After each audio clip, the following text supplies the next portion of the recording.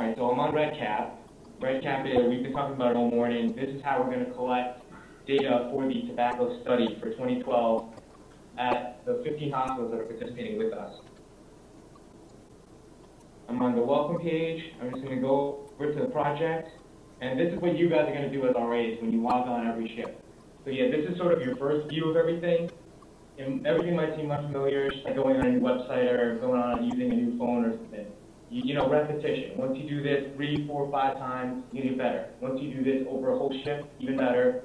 And then by your third or fourth shift, you're flying through this, you know it's better than I do. So this is the form we want to use for now. I'm going to show you what we have so far, and then the point with RedCap is that this is our way to sort of guide you through data collection, sort of tell you what we want you to do, so that we don't have to train everybody to do it. You do it a few times, and then the RedCap will sort of guide you through all the questions. You don't have to memorize anything. You don't have to do too much of your own stuff. You can sort of use this system to help you. I want you guys to look at the left panel over here. These are all the forms you're going to need for when you're enrolling a patient. And conveniently, you have start your new record, so it tells you, just click there. And then you're going to start with a new record right here. So I'm going to go through a normal enrollment. This is somebody who consents to be in the study, answers the tobacco questions as honestly as they can. They're lucid, so no altered mental status issues, nothing like that, just sort of a normal enrollment. Okay. I'm going to click here to start a new record. Then you know you're in the 2012 study, NAREP Tobacco Station Study 2012. Let me minimize. Okay. So I need you guys to choose the semester here. So right now it's spring 2012. When it's summer, when it's fall, I'm going to change that so you can only choose summer or fall. So you just click there every time. And then the next field is select your hospital. So we have the 15 hospitals listed here by alphabetical order of the state and then by alphabetical order of the name of the hospital. So since I'm at Hackensack right now, I'm going to have to choose Hackensack. But all of your hospitals should be there. Let me know if I did anything wrong with the spelling of the hospitals. I can change that easily. I'm going to choose Hackensack for now. Right now, you're going to enter your RA username. So we're in the process of getting everybody RedCap accounts so that you can log in and sign on here, and you're going to put in your username when you get it. Mine is King R. And then I typed in free text. So whenever I type in free text, I want to hit the tab button when I'm done, and then it'll save everything and move me to the next field. You'll see this more, but the way I program RedCap is to pop up fields that you need as you need them. So when you have a free text, you want to hit tab after it, it'll pop up the next field. This one is a practice entry. Since we're all in training right now, we do practice entry, so this won't be recorded as real data. It won't go in the analysis. You can almost do whatever you want with this record. There's some notes here you need to keep in mind of. I'm going to go over the save buttons when we get to the bottom, but this is always here just to remind you that you're not saving anything until you hit a save button. And then the next field is before approach, so you just make sure you can approach this patient. You're an RA, you have at Hackensack, we have tough books. You have your tough book set up, you're logged on the computer, you log into RedCap. Now you're right outside the patient's door, and you just want to take a peek in there, make sure you can approach them. Make sure that they're awake, waking up. We're not going to wake anybody who's asleep for this study. So just make sure they're awake, they're ready to go. In this case, they are. And then the approach lines come up. So when I click that, you saw the approach fields come up. I'm going to reset. All right, and then when I hit that, that's already able to begin the approach. You see your approach lines come up. This is sort of a theme. This is going to happen throughout the database. And then I need you to, you see the purple lines, the sort of notes for the RA. So anything in purple, you don't have to say to the patient, it's just a note for you. Anything in green is a note for you. You're going to look for black italics. Okay, so black italics, those are script lines. We want you at all 15 hospitals to say the script line, so that we all do this the same way. You can say, hi, my name is Ryan King. I'm with the research team here at UMass Memorial. I'm on UMass's website. So right now, the script is for UMass. When I'm done programming everything, it'll have your hospital, have everything specific to your hospital, especially IRB one. Anything that you need to change with the script that your IRB makes you do, I can program it in here so that it pops up when you choose the hospital that you're from. So right now we're at UMass. I'm working with the Department of Emergency Medicine on a clinical research study among patients and visitors in our emergency department. And then now you're just going to look, see if a person with a gown on is a patient. A person in normal clothes, most likely visitor. And you can always ask. If you're in doubt with any of these questions, you just ask the patient or the visitor. So this gets to the patient. First question, this is going to be black italics. May I ask how old you are? And they're going to say yes in this case. Okay, they say they're 45, 46. So they're 46, I'm going to just hit the tab button here. And then the next field is going to pop up for you. The Department of Emergency Medicine here is conducting a study on tobacco cessation. While you're here, may I ask you a few questions? Sure. Okay, so now you're just going to tell me a few things to fill in. There's a few things here. It might be a little silence in the air for a couple of seconds while you're filling this out. You're going to observe female. I'm going to observe Stockman here. In the front, a Hackensack. How would you describe your racial background? Stockman, please. Okay. So that's option 2 here. She indicated African American, so I'm going to choose selection 2. Do you describe yourself as Hispanic or Latino? Okay. And then you're done. So you're going to see date of entry here in purple. You don't have to say date of entry or anything like that to the patient, but you're going to put in the date for today. So there's a today button here to the right. You just tell me click it. You can also type it manually if you have to. You can enter the time. Just hit the now button. Time will come up.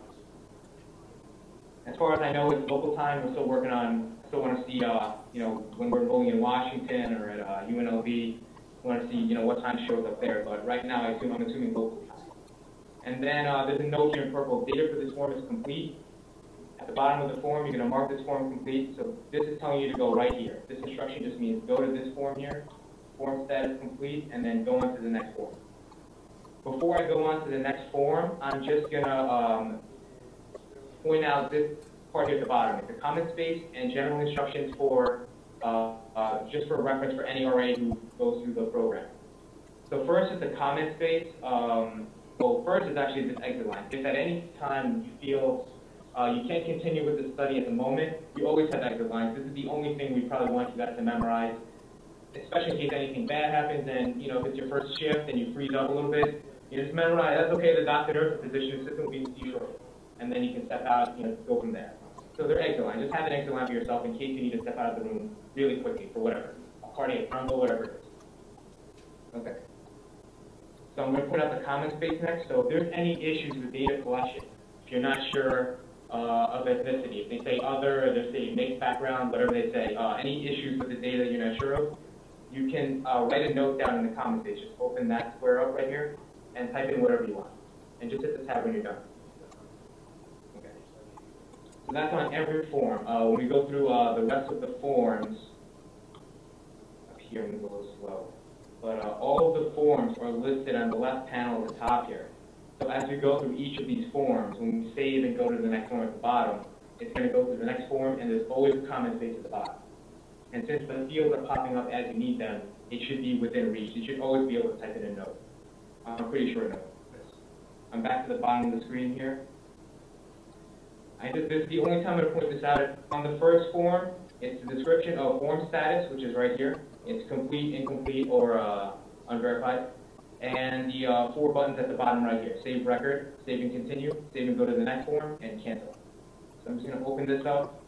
And it sort of gives you, this is for RAs on the first shift, or later on if you're trying to show somebody the database, you have this sort of as a reminder for yourself in case you need to explain what all that means.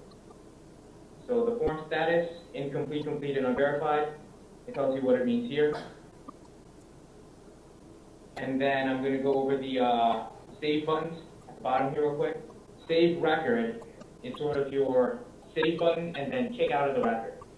So it's a way to just, if you're just making an edit when you come back, hit the save record button, it'll save whatever you changed, and then you'll have to choose a new record if you want to continue. Save and continue is like your refresh button. It should save and stay on that form. So it'll save whatever you have and then put you back to the top of this current form. Save and go to the next form, saves whatever you have on this form, and moves on to the next form. And the cancel button is you can cancel whatever you did. So if you made a whole bunch of changes and you don't want anyone to see it, cancel. Let's see. Really quick here, I just noticed this. I have to explain what the red, green, and orange buttons are. So I'm gonna do that right now. I'm saving. If you notice on the first form, you only had links here at the top left panel. right? You only have these blue hyperlinks, right, like you see on any website. As soon as you click that, you've started a record, you hit a save button. So now we have a record that you have created something new here. This is the record you created, and the red, green, and orange buttons are sort of your way to navigate through all the forms within one record.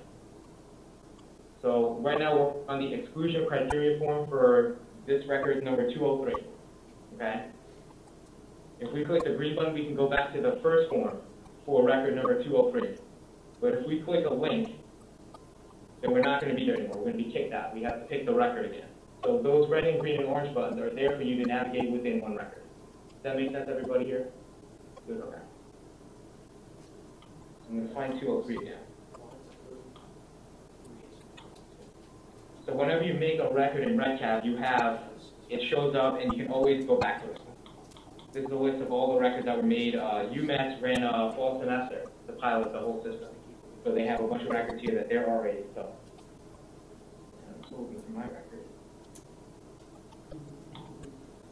I'm not sure, but I know it's on this one. We'll definitely be here. So you can see this is a little tough to navigate, but there it is, 203. Okay, so now I'm back to the record that I made before, and I'm going to navigate within this record to exclusion criteria. So now I'm on the second form. There's the green notes again, just tells you, make sure you hit the save button, and then there's purple notes you're going to just try to observe the room. Are you alone in the room with the patient, or is there other people, other visitors in the room that you also would approach for this study? Right now you're alone, just for this example. Okay, so they agreed to continue. This is the exclusion criteria for the study.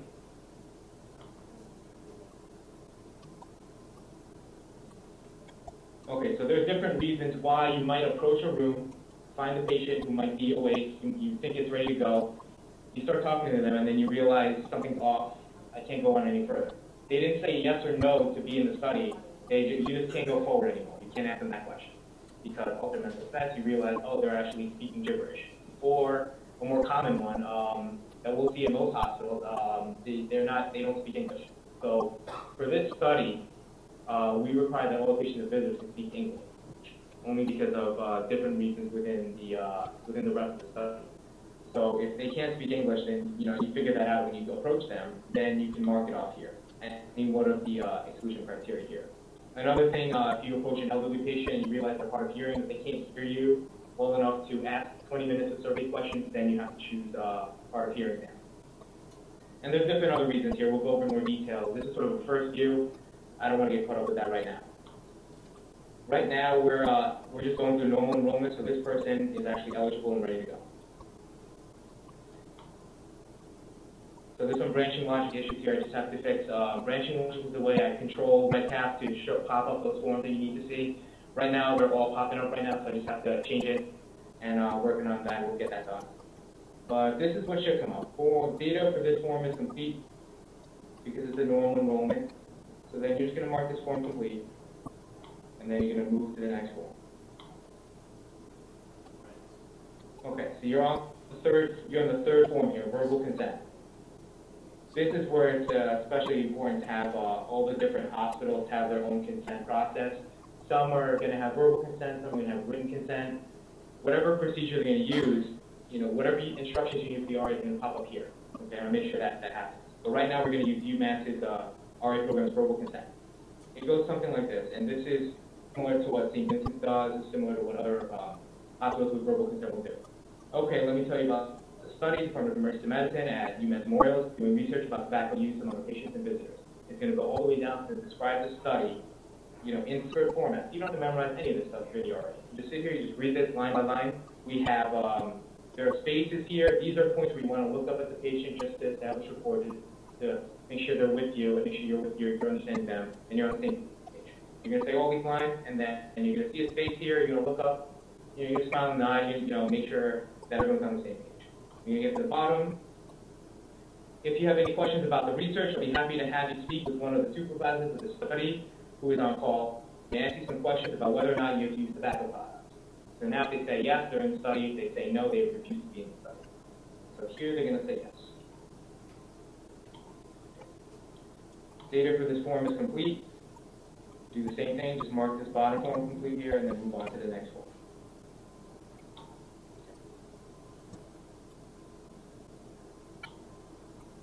Good. So now we're on the tobacco use questions. This is the first question. At any time in your life, have you ever smoked cigarettes, cigars, or pipes, or used tobacco or snuff for longer than a month? The patient will give you their answer, yes or no. Here, we're just going to go through an example where they have used tobacco before. How old were you when you first started using tobacco? They say 19. You started somewhere in college. At 19, and then tab. So there's a little note here in blue, and it's pretty big there. So for RedCap, if you have to enter that they started at 7 years old or 9 years old, you're going to type 0709. That's just to help us and to help RedCap get the data through correct. But here's 19. So how many years have you used tobacco products? So everything here in black italics, I'm reading off to the patient or visitor. Right? The rest of these are notes. Anything that's not in italics are just notes for you to see. Okay, so they were 19. They used tobacco until they finished college, 22. You'll see 22, and then I hit the tab button so that the next fields pop up. So what types of products have you used for more than a month? Just cigarettes for this one, just so you see it. So we're trying to see what type of tobacco they're using and how much of them, how much of cigarettes that they're using. So here they smoked half a pack a day. So over the number of years you use cigarettes, how many cigarettes did you usually smoke on a typical day? We're calculating for cigarettes per day. And so if they say something like half a pack a day, you just type in 10 per day. And half of one pack is 20 cigarettes, just type in 10. And then I hit the tab button, and I'm moving on to the next field. The next question is, do you currently use tobacco every day, some days, or not at all?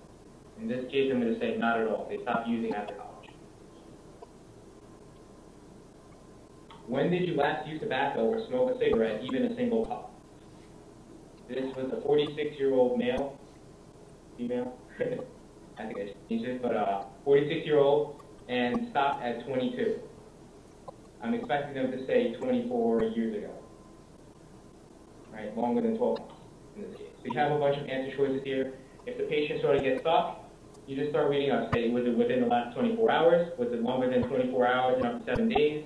Longer than 7 days up to 1 month? You give the patient a chance to answer the question, the participant a chance to answer the question. But then after they're stuck for 5 seconds, you wait for 5 seconds, then you start listing off some of the answers they look for. That sort of helps them help you. Years longer than 12. How many individuals that you live with currently use tobacco? Say right now he's in a family with 12-year-olds and no one else smokes anymore. Right, so 0. Okay. So this is not in italics here, but I'm going to change that so that it is for you. And I'll format it so you can see it's more obvious, but you have to say this part. Now I'm going to ask you some questions about previous quit attempts. Since you started, how many times have you tried to quit using tobacco? And you're only going to count attempts that lasted longer than 24 hours. All right, they only tried once and they did it. They made it. Have you used anything to help you quit? I quit cold turkey. I'm just filling out responses for the patient now. Please rate the extent to which you agree with the following statements. So there's a whole bunch of other questions here. I'm just going to fill them out for you right now. You read them all off, and then the patient will give you the response.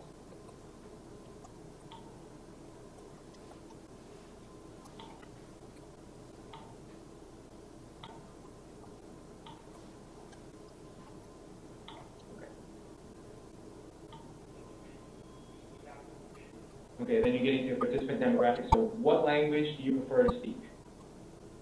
So this person understands English, but might prefer to speak Spanish.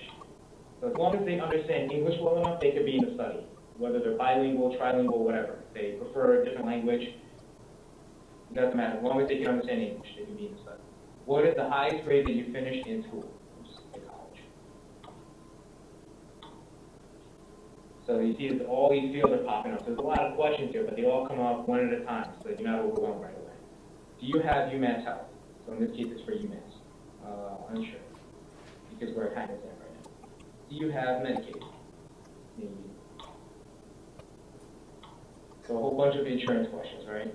This case will say private insurance. Do you have any other kind of health insurance? And then there's a no in purple here. So if you need the next field to appear, you've got to enter something. So just type something in, no, and then hit enter. Comorbidity. Do you have any of the following medical problems? Asthma, coronary artery disease, or diabetes? You just say no, I don't.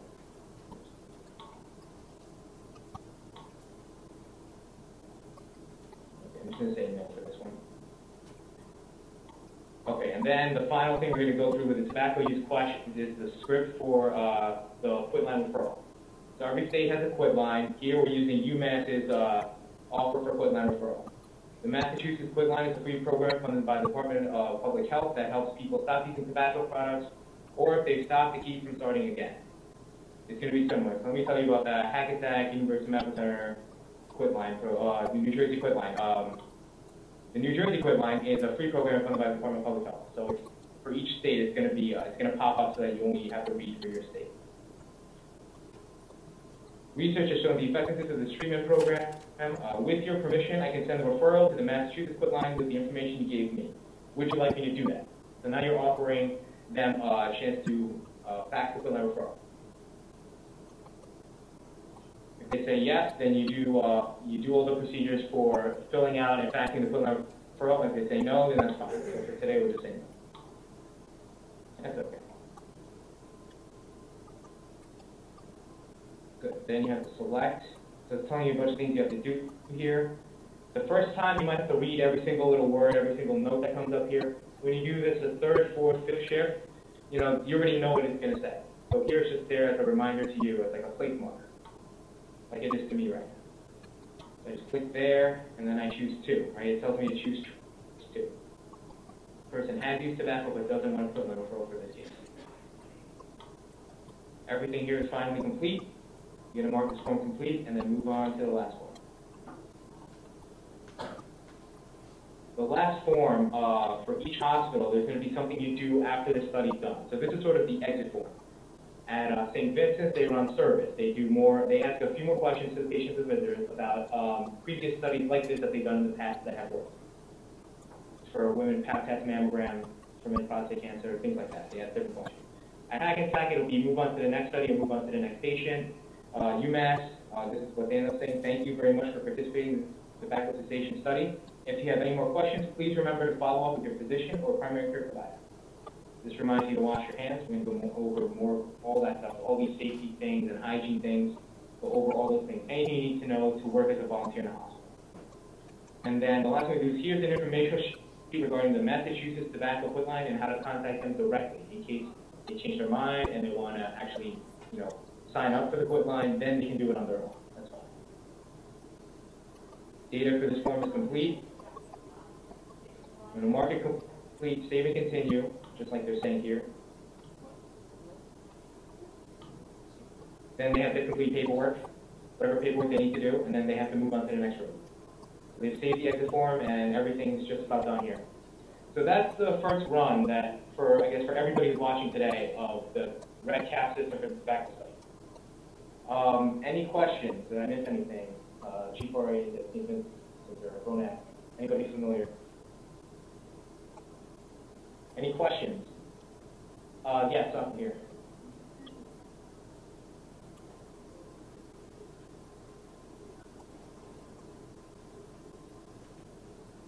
If they say yes to the line, yeah, then there's a procedure that you'll do, and I'll make sure there's instructions on there that you need.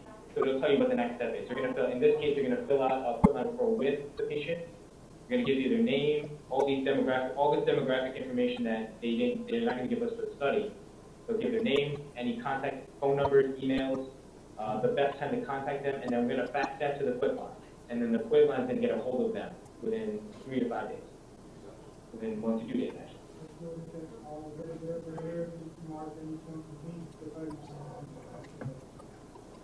Sure. Yeah, so everything here is in red. The problem space, these other forms here, I haven't been to these forms yet, and I haven't marked them complete. So right now, everything by default and thanks for next to that. Everything by default is incomplete. So that's what this is actually doing. When I click here and I mark it unverified, it'll mark it yellow or orange. If I mark it complete, it'll mark it green. That's what it's doing over there.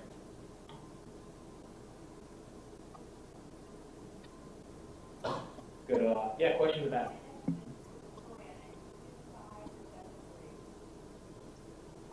If they understand English, yeah, and can speak it.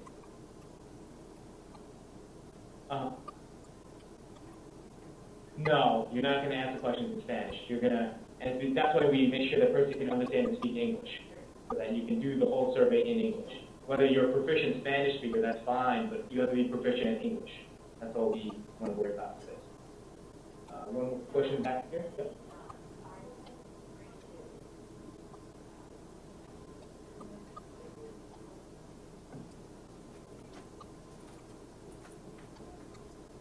Oh, okay, so you're speaking of a specific, which is an interesting issue that I'm not exactly positive how to answer that, but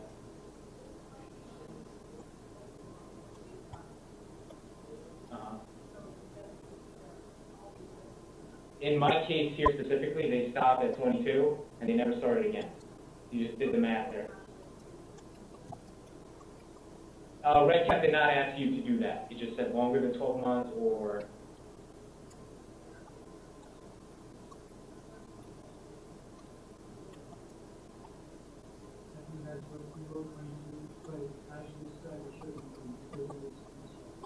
oh, did I misread something? Oh, my bad. Let's go back there, actually. I'll go back there. So I know this is being recorded, so I'm just gonna, I'll answer that question later. Yep. Who is? Okay. Question is about, it's in the tobacco use, right? So you're gonna help me get there. This person started at 19. Oh yeah, there it is. Okay, they stopped at 22. My mistake, guys. Okay, so we want to know how many years they have used tobacco, right? That's great. Thanks for pointing that out. We stopped at 22 years of age. They have used tobacco for 3 years. Correctly done. Thanks. So, I think the question what do you mark if you have a transgender person? Okay, so with any issues like that, you're going to, the question, yeah, so any issues like that, the question being, what if you're not sure of gender, right? You know, transgender, you're not sure what to type in for gender. This is a situation where if you're in doubt, you're just going to describe the situation in the problem space. You being the RA in the room at that time, you just run to the bottom of, this would happen on the first form. Go ahead and save that. That's okay.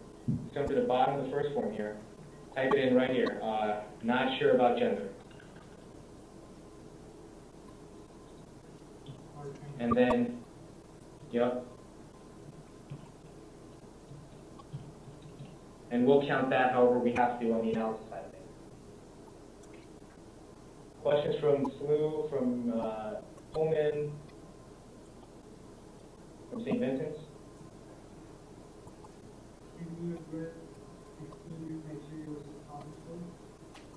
Okay. Was that 70? Thank you. Okay.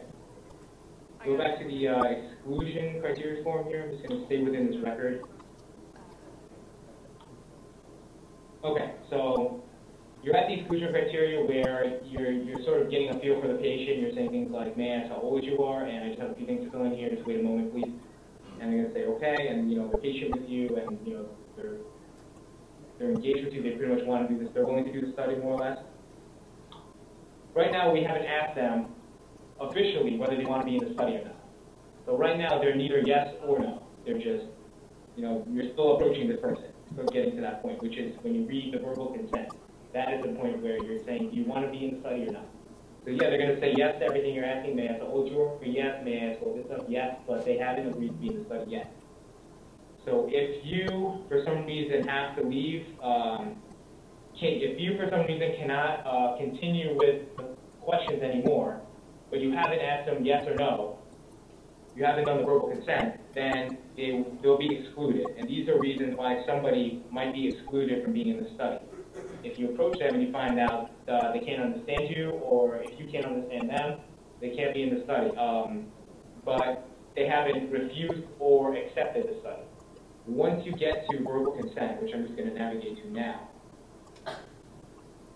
you get to verbal consent, which is the next form after that one. You read the verbal consent line, or you do the written consent process, whatever your RB needs you to do. You do everything, and at the bottom, this is when you're asking them, may I ask you some questions about whether or not you have used tobacco products? Do you want to be in the study or not? So they say yes, then they're willing to continue. Now they're in the study. They are a participant, they're in the study. I'm going to go to the next form. And the very next form is tobacco use questions. So let's say you're in the middle of the tobacco use questions, somewhere down here, and then something happens, they get sick, they start vomiting, whatever happens, or at the end of your shift, then you have to go, your body's waiting, and all this stuff, whatever it is. If you have to stop, you have to stop. Then you're going to stop wherever you are. Just leave a note at the bottom of the page here. Just open up the comment space here. This is the problem space. So once you're in the study and this person is now a participant, they have said, yes, I want to be in the study, but now you have to stop the study for whatever reason, not because they changed their mind, or even if they do change their mind, you just indicate that here. I changed their mind. So now they are a participant in the study, but for some reason, whatever it is, you were not able to complete all the questions. And this is the reason why. You just indicate that in the problem. So that's sort of the difference between problem space and exclusion criteria. Exclusion criteria happens before they say yes or no to be in the study, before the verbal consent or the written consent. The problem space happens when during this tobacco use question, you have to stop the study.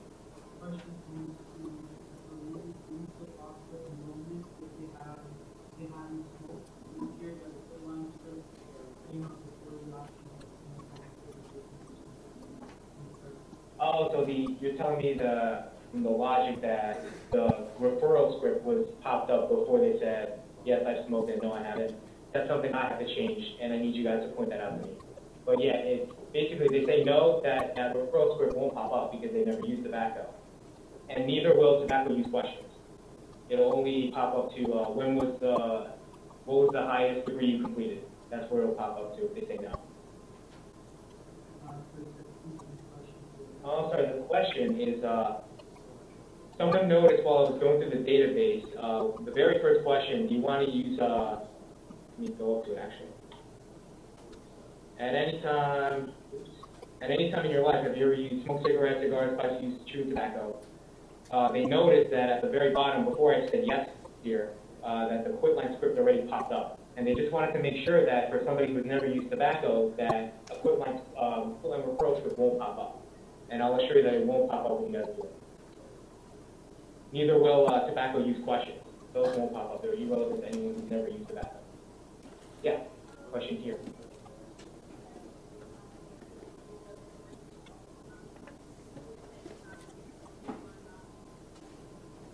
Okay, so now the question is, if a person has used tobacco but has now stopped, quit cold turkey, whatever reason, will the quit line referral still pop up? The answer is yes, it will.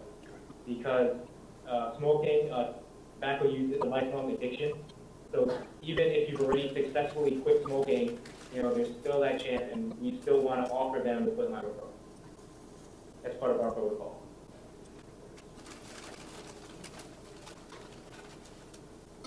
Question here.